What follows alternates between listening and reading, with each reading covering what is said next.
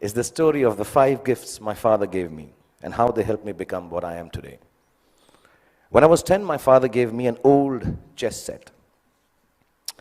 Chess is a reflection of life, they say, and as cliched as it sounds, it's probably true. The first thing it teaches you is that every move has a consequence, whether you perceive that it does or does not. Nothing you do, not a single moment, is empty of living. So think of things through, not always, but often enough, so your life does not feel as black and white and as uniform as the squares on a chessboard. Sometimes, in order to move forward, you might need to take a few steps back. And there's no loss in doing something that hurts in the short run, but proves worthwhile in time. Sometimes, the queen might seem sexier. They always do. But if she gets taken by your adversary straight after you save her, then you might be better off saving your castle or the bald bishop instead. So don't always choose that which seems more desirable if something tells you it's going to get you into a whole lot of trouble. What I mean is also about tonight, drive home while your wits are about you instead of staying and getting stoned senseless after the party here. You can't get anywhere in chess if you don't look out for the little ones around you, the small pawns. Life is like that too. If you forget the smallest of your people or become foolish enough to imagine that the little graces you are given are of no value, you end up nowhere. When you look around you, learn to notice all the tiny little things that make your existence privileged and special. Just the fact that you are here, in this very moment, at this fantastic school, in the company of such adoring parents, is the product of immense love, hard work, and sacrifice on the part of many people present here. Taking your blessings for granted is the most ungracious stupidity, both in chess and in life. Then there's what they call, I don't know how to pronounce it, but sounds very cool, the zugzwang. The zugzwang, yeah. It's a really cool word. It sounds like a Chinese aphrodisiac. Zugzwang. But it actually is German for, okay, I'll tone this down. Oh, fish, I got to get out of here. Anyway, for those of you who've never played the game, it's when you get so stuck that whichever move you make is a bad move. It'll happen to each and every one of you at some point in your lives for sure. A moment will come when it will look like there isn't anything going right and nothing you can do to prevent disaster. Ask me, I just finished Dilwale, followed it up with Fan. So, when you are in zugzwang, kids, don't panic. Whenever there is trouble and you know there is no way out of disaster, don't panic. With a little embarrassment, you will survive it. Trust me. All you have to do is make a move. All you have to do is move on a bit. As the Cheshire Cat in Alice in Wonderland said, when Alice came to the fork in the road, if you don't know where you're going, it doesn't matter which road you take. I will add to it. As long as you take one road and don't keep standing in the middle of the fork until a truck runs you over. Often, in zugzwang, your enemy wins that particular move, but mostly, you end up winning the game. There were no computers when I was a kid, nor were there iPhones for us to Google pornography on, while our parents were busy checking their selfie likes on Instagram. One of the most precious gifts my father gave me was an Italian typewriter. I learned how to use it from him, how to roll paper into the roller and press the lever, you know. I don't know if you guys have seen a typewriter. Google it, yeah.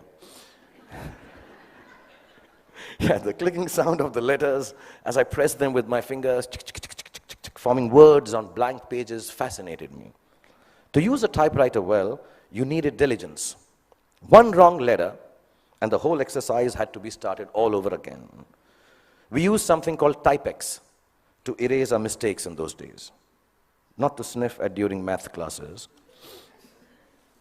But too much Typex in math classes or in typewriting is unacceptable. So we had to learn how to move our fingers accurately, to make words out of thoughts with efficiency, and do it over and over again till we got it just right. As an adult, I have come to understand that there is nothing of more value than your capacity for diligence and your ability to work hard. If you can outwork your adversaries and your employees, you can ensure your own success in whatever it is you choose to do. Whatever you're doing, do it once. Then do it one more time, even more carefully. Practice will make everything seem easier. Be diligent. Be thorough. Think of every job you do as the first one. So you have to get it right or you won't be able to impress everyone.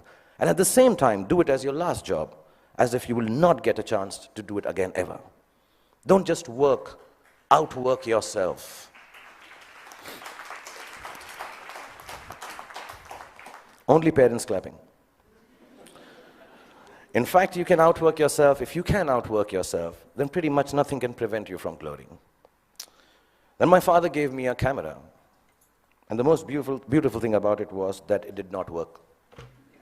We all have those Leica ones, old ones, which don't work, look really cool. I learned that things don't always have to be functional to fulfill a need. That sometimes when things are broken, the greatest creativity emanates from their fragments. I found myself looking at my world magically through the unusable lens, and the fact that there was never any actual photograph to see taught me my most important lesson yet. That creativity is a process of the soul. It does not need an outcome or a product for the world to accept. It needs only the truth of its own expression. It comes from within and makes of your world whatever you wish it to make. So don't be afraid of your own creativity.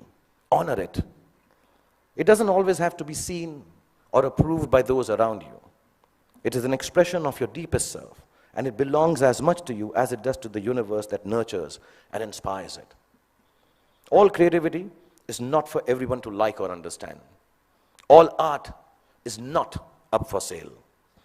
Some creativity has a bigger role to play. It is to keep you company when you're alone, when you need a friend, when the world doesn't seem to understand you. Your creativity, whatever that may be, I know a friend of mine who makes dolls out of bath bags from aeroplanes. Whatever your creativity is, your creativity will be the only thing that will keep you inspired and satisfied. Honor it to the end, whatever it may be. Mine is poetry. I write rubbish poetry. It's so bad that sometimes I cringe to read it myself. It's crap. But I write it. It is my secret place. It is mine to make me feel free and happy. So you find yours, and if the world loves it, good. If it doesn't, even better, because now you will truly have a friend. So keep your creativity intact. My father was a funny guy. He had the capacity to turn any kind of serious situation in a way that it seemed less stressful, with a bit of humor. Without a sense of humor, the world will always be a dull and dreary place. No darkness or despair should ever be beyond a good and a hearty laugh. I'm going to tell you a few incidents. If you're not bored, I have about 7.5 minutes left. We used to live on the 3rd floor of an apartment building, and as people on 3rd floor tend to do, my friends and I used to throw things down from the balcony. Wrappers, tidbits, dog shit wrapped in newspapers, the usual stuff, yeah. One day, the old gentleman on the ground floor, there always is an old senile gentleman on the ground floor. He had had enough of our daily droppings. He charged at us, yelling at the top of his voice, "Bhai sahab, upar se cheezein niche aati hain. Upar se cheezein niche aati hain." And the whole mohalla, the colony emerged to witness the spectacle. My father was there. I was mortified. And he kept screaming, "Upar se cheezein niche aati hain." And my father calmly looked at him and said, "Chacha ji, ऊपर से चीजें नीचे आती हैं, ये Newton ने बहुत सालों पहले बताया था. आप कोई नई बात बताओ, अंदर बैठ के चाय पी के बात करते हैं." And it instantly diffused the situation. The old man smiled. We went into the apartment, worked out how dog shit needs to be disposed of properly over a cup of tea, and life was back to normal again. And there was another incident I'm going to relate. I had been eyeing this attractive dusky girl who lived in our building. As smooth as I have always been with ladies, for some reason it occurred to me that if I blew up her letterbox with a Diwali cracker called Atom Bomb, she'd be very impressed with me. I've always been good with girls like that, yeah. I know things girls like. In this insanely romantic belief of mine, Her letterbox soon exploded before her eyes. And I still don't know why the desired effect of running into my arms in slow motion was replaced with a screaming drama in which she flew up the stairs screaming, "Amma, come here, Amma, ingeva, Amma, ingeva." She was a Tamilian lady, yeah. I took my chance, and as all macho men should do, I fled the scene. A few hours later, the doorbell rang. I looked through the magic eye, and the mother of the love of my life was standing outside looking incensed. I found a place to hide. My father opened the door. The lady began to rattle off a complaint. "Your son this, your son that, sorry, my Tamil is not good, but it sounded like that." And he listened patiently and then responded, "You know, ma'am, as you were speaking, I was getting angry with my son. But then suddenly I realized how beautiful you are. And I can imagine if your daughter looks anything like you, how can my son be blamed for falling in love with her and behaving so stupidly?" The lady went silent as my father continued telling how beautiful she was. And then she became a little coy. Another cup of tea was had, and she said to me sweetly, "Beta, just because my daughter is so beautiful, you shouldn't behave badly with her. You should come home, sit with us, and be friends." So not only did my dad get me off the hook for blowing up the girl's letterbox, he actually got me inroads to a long, satisfying relationship with the love of my life that lasted 6 days. Because then I realized that dating beautiful girls has its downside. Every boy in the colony made advances at her, so I was regularly beaten up in my attempts to offer her some boy-friendly protection. But that's another story. The point being, learn to laugh at yourselves every chance you get. If you can manage not to take yourself too seriously, no matter how big a shot you become, or how lowly, useless, trivial you feel, you will instantly disarm life's power to beat you down. It makes you braver to face ugliness because it changes your perspective. Humor is actually the deafness to see the world, the reality, for the transient farce it really is. It's like a talisman for survival. Cultivate it and allow it to lighten every heavy moment. Wear it like a vulgar tattoo if you don't already have one. Don't ever let it get washed away in the turbulently beautiful seas of life. It's your ticket to staying young and childlike forever. And you'll realize why it matters to stay childlike when you're my age. And you watch this speech on YouTube with your children. I'll probably have kicked the bucket by then, having smoked enough cigarettes to light up a forest. But I certainly hope that you will have understood what I understand now. No, not that smoking kills, that part is okay. But what I'm referring to is what counts as the most beautiful and final gift that my father gave me. I only realized it was a gift on the day he died, when I was 15 years old. A gift your parents have given to you already. Yes, the singularly most exquisite gift you and I have been given is the gift of life itself. There is nothing that marks a man or a woman out from the ordinary more perfectly than grace. Grace is the consciousness that life is bigger than we are, and therefore our gratitude for it must match its vastness. It is the understanding that everyone we encounter, whether they are loving towards us or offensively abrasive, is a human like we are. It is knowing that experiences shapes human beings, and no matter how good we are at something or how successful we may become, we are never better than the other person.